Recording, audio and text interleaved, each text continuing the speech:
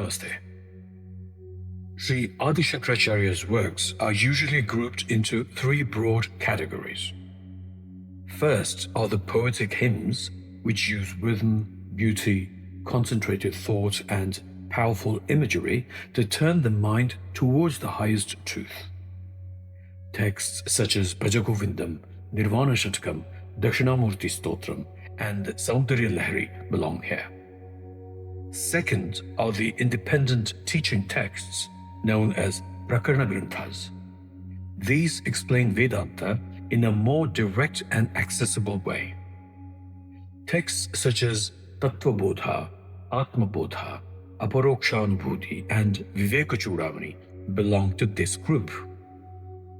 Atma Bodha, which this presentation is about, belongs to the Prakarana Grantha group. Its special powers lies in the extraordinary analogies and similes Adi Shankara uses, like dream, bubbles, gold, space, crystal, a lamb, a mirage, and the missing necklace. These images make subtle Vedantic reasoning easier to grasp. Third are the commentaries or bhashyams on the foundational texts, the Upanishads, the Srimad Bhagavad Gita, and the Brahma Sutras.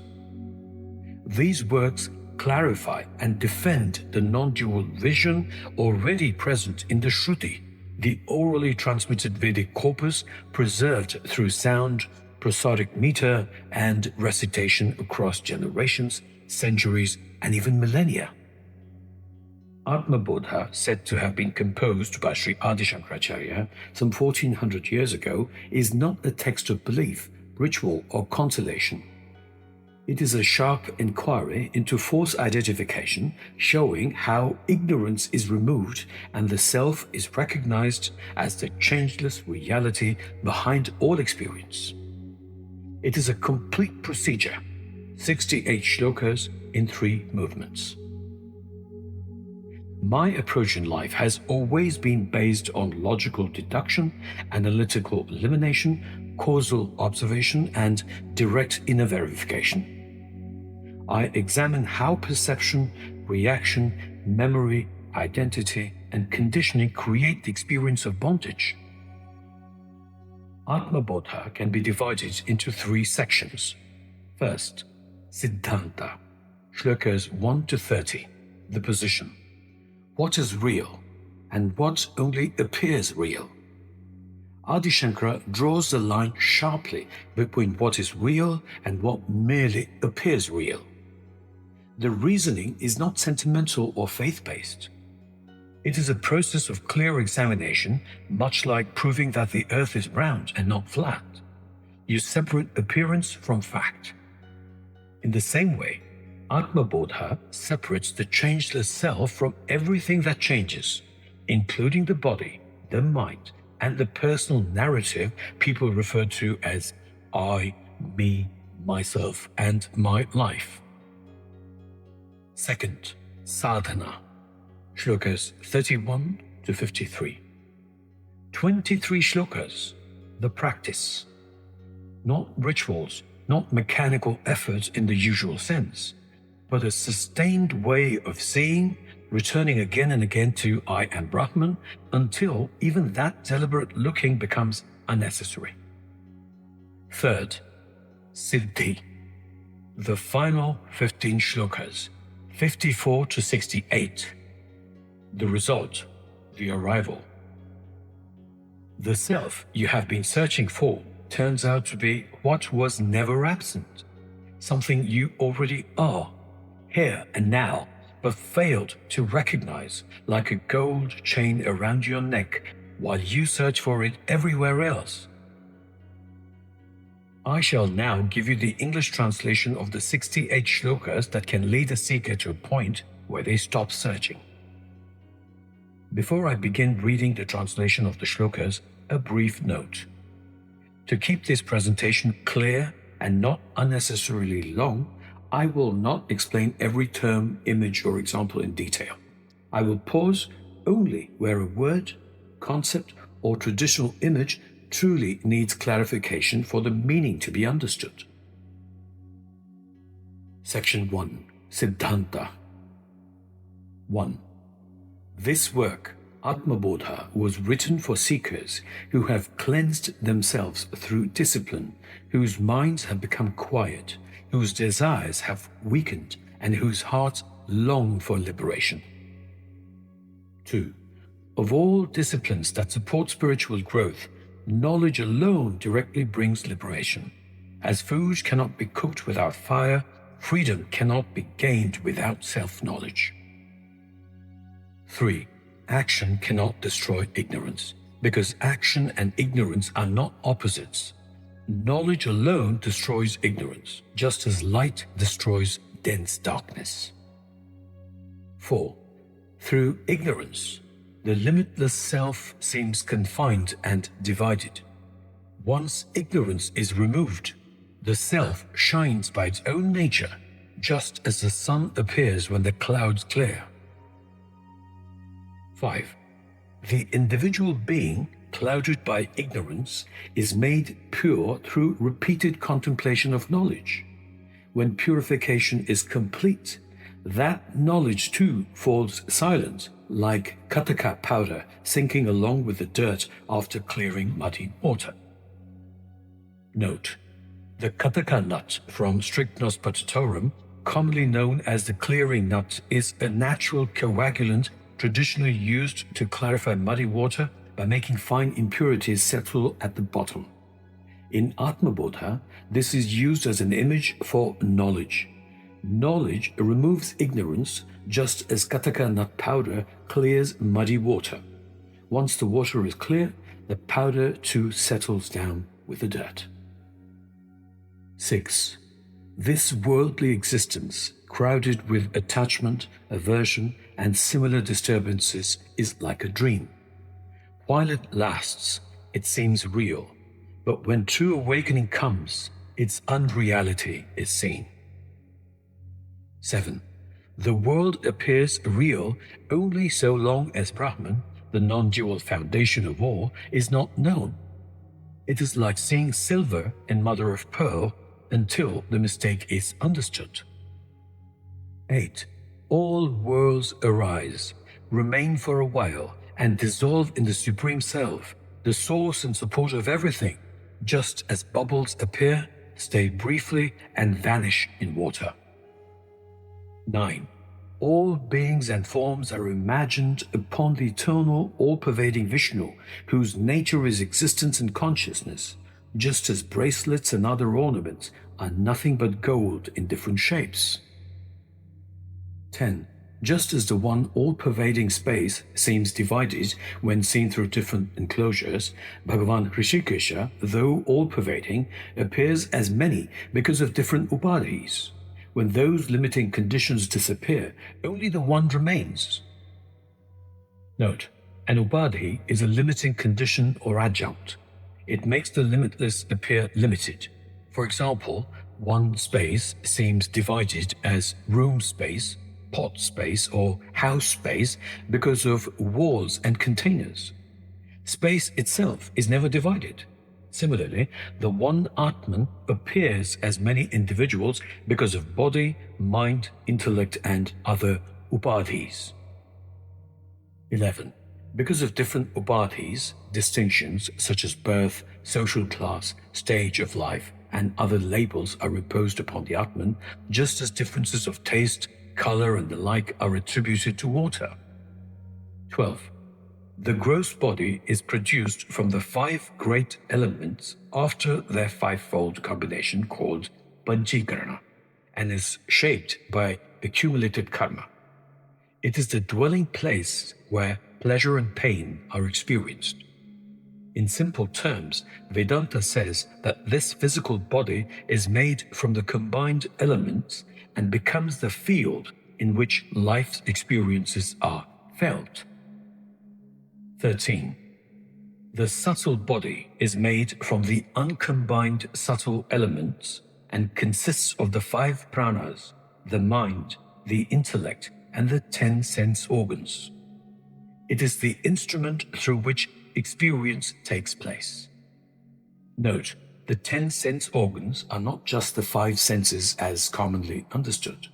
They are divided into two groups: 5 organs of knowledge and 5 organs of action. 5 organs of knowledge are hearing, touch, sight, taste, and smell. The 5 organs of action are speech, hands, feet, excretion, and reproduction. Together, they allow the individual to receive, respond, act, and experience the world. 14. Beginningless avidya, which cannot be adequately described, is called the causal upadhi. Know with certainty that the Atman is other than these 3 upadhis. The 3 upadhis are the 3 layers through which the limitless Atman appears as a limited individual. The sthula sharira is the gross body, the physical body made of the 5 gross elements. Through it, pleasure and pain are experienced. The sukshma sharira is the subtle body made of the 5 pranas, mind, intellect, and the 10 sense organs. Through it, thinking, feeling, knowing, acting, and experiencing take place. Third, the karana sharira is the causal body, the seed form of ignorance from which the sense of individuality continues. Because of these upadhis, labels such as birth, family, caste, status, education, wealth, stage of life, and social identity are superimposed on the Atman. They do not belong to the Atman itself, just as color and taste do not belong to pure water, but appear when something is added to it. 15. Through association with the 5 sheaths, the pure Atman appears as though it has taken on their nature, just as a clear crystal seems colored when placed near a blue cloth. Note, the 5 sheaths or koshas are another way of looking at the same 3 upadhis. The Annamaya kosha, or food sheath, is the physical body sustained by food. The Pranamaya kosha, or vital sheath, is the physiological system, including breathing, circulation, digestion, excretion, and related life functions.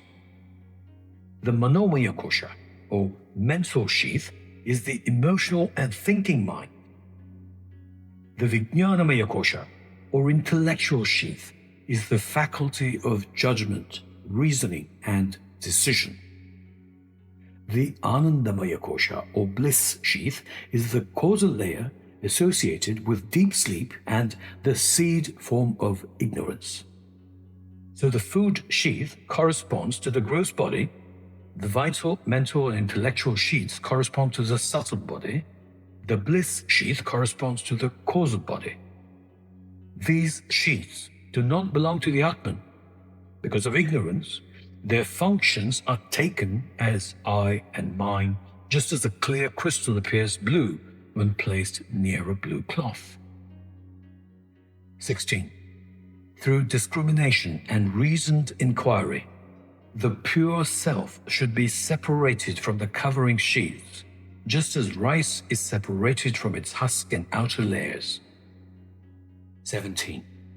Though the Atman is always all-pervading, it does not shine clearly everywhere.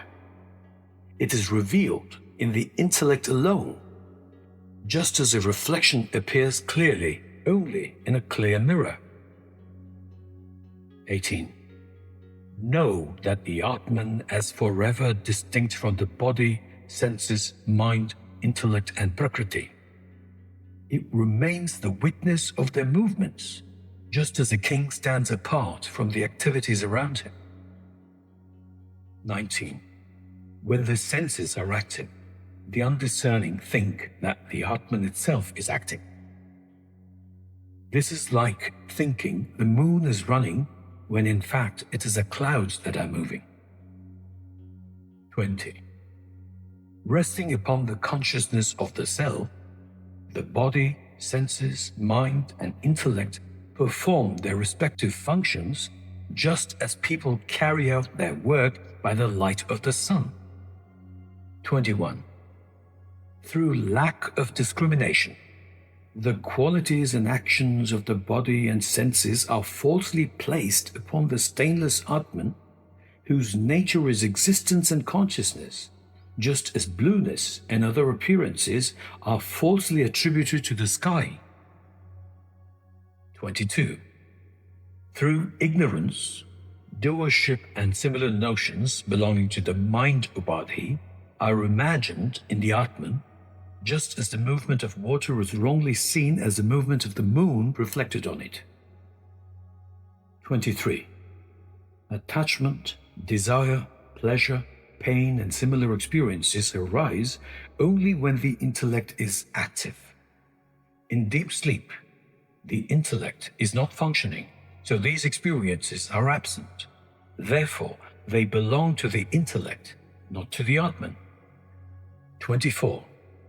As light belongs naturally to the sun, coolness to water, and heat to fire, so existence, consciousness, bliss, eternity, and stainless purity are the very nature of the Atman. 25. When the existence-consciousness aspect of the Atman is indiscriminately joined with the thought wave of the intellect, the notion I know comes into operation. 26.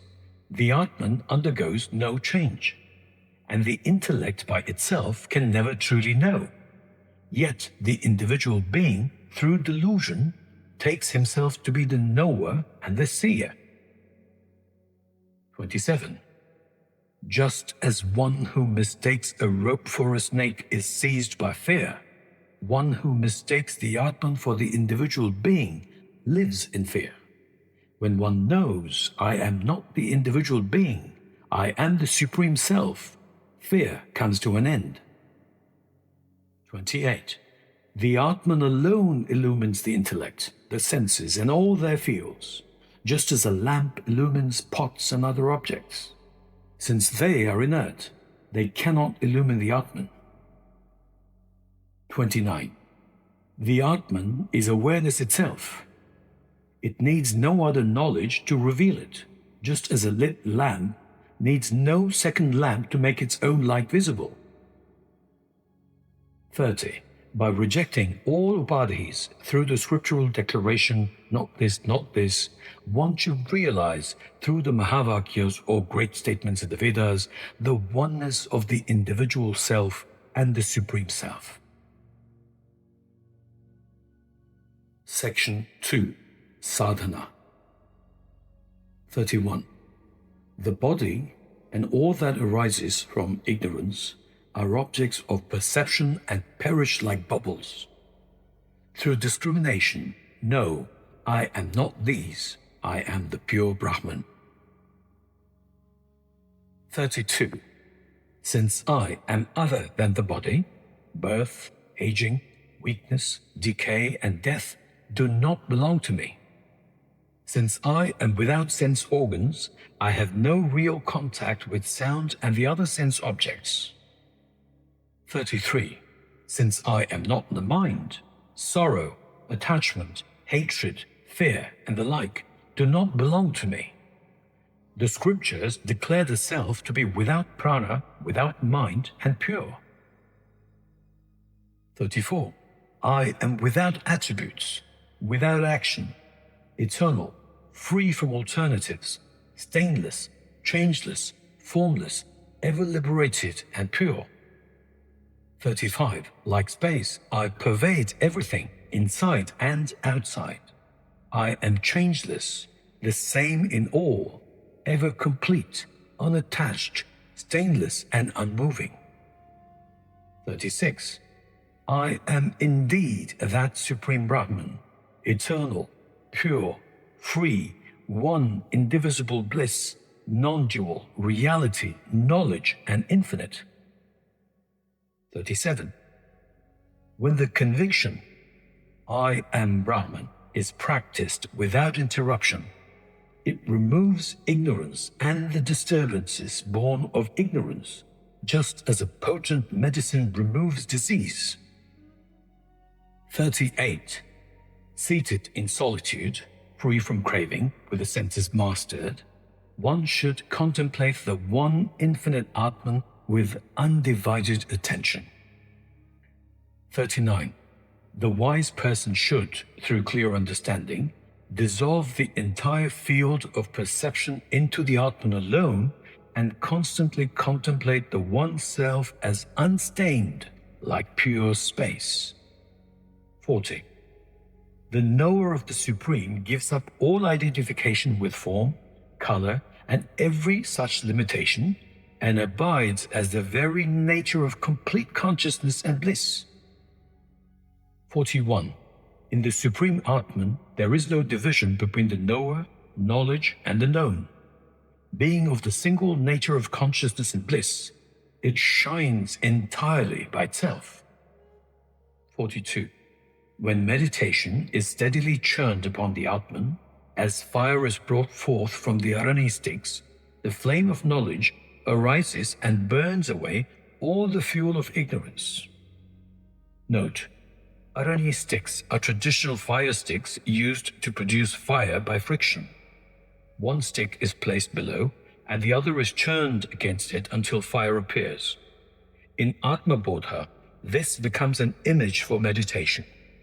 When the mind repeatedly turns towards the Atman, the fire of knowledge arises and burns the fuel of ignorance. A similar fire-churning image is also found in the Amrita Bindu Upanishad. 43. Just as the glow of dawn first removes the thick darkness and then the sun appears by itself, knowledge first dispels ignorance and then the Atman shines forth of its own accord. 44. The Atman is always present, yet because of ignorance, it seems as though it has not been attained. When ignorance is destroyed, it appears as though newly gained, like an ornament already resting on one's own neck. 45. Through delusion, Brahman is taken to be the individual being, just as a wooden post in dim light may be mistaken for a person. When the true nature of the individual being is seen as the self, that mistaken individuality disappears. 46.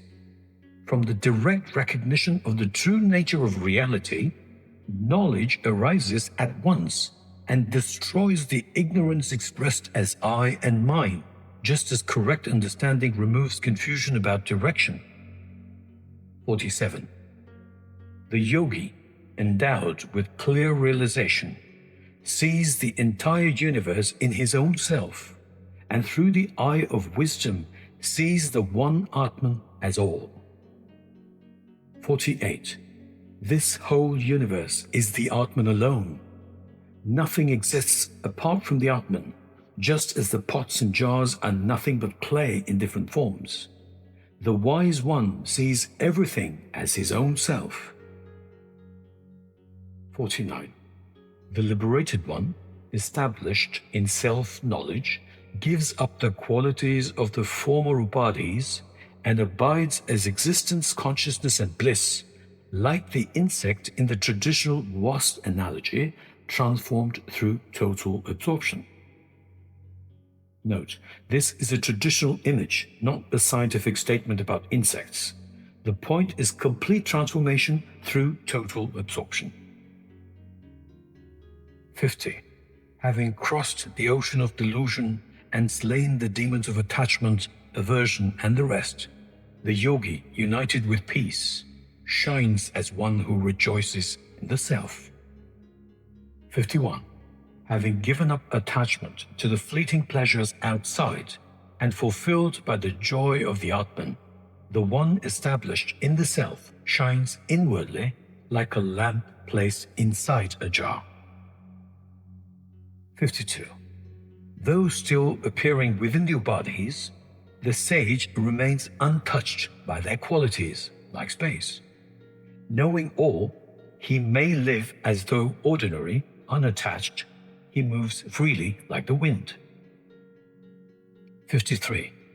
When the upadhis dissolve, the sage enters the distinctionless, all-pervading Vishnu, just as water merges into water space into space, and light into light.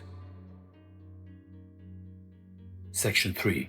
Siddhi, the arrival. 54. Know that to be Brahman, by gaining which there is no higher gain, by enjoying which there is no greater joy, and by knowing which there is no knowledge beyond it. 55. Know that to be Brahman, seeing which nothing else remains to be seen, becoming which there is no return to birth, and knowing which nothing else remains to be known. 56. Know that to be Brahman, which is full everywhere, across, above, below, and in between, which is existence, consciousness, and bliss, non-dual, infinite, eternal, and one. 57. Know that to be Brahman, which Vedanta indicates through the removal of all that is not that, the non-dual, indivisible, one, unbroken bliss. 58. Brahma and the other deities, depending only on a small fraction of that unbroken bliss, experience bliss in different degrees according to their respective measure. Note, here Brahma and the deities are not being presented for worship. They stand for the highest possible levels of power, intelligence, and experience within the manifest universe. The point is simple. Even the greatest possible joy within creation is only a fraction of Brahman's unbroken bliss. Every form of happiness, from ordinary human pleasure to the highest cosmic experience, depends on that. 59. Every object is pervaded by Brahman, and every activity is carried on through Brahman. Therefore, Brahman is present in all, just as butter is present throughout milk. 60. Know that to be Brahman, which is neither subtle nor gross, neither short nor long, unborn, undecaying, and beyond form, quality, color, and name. 61. Know that to be Brahman, by whose light the sun and other shining bodies are illumined, yet which is not illumined by them, and by which all this appears. 62.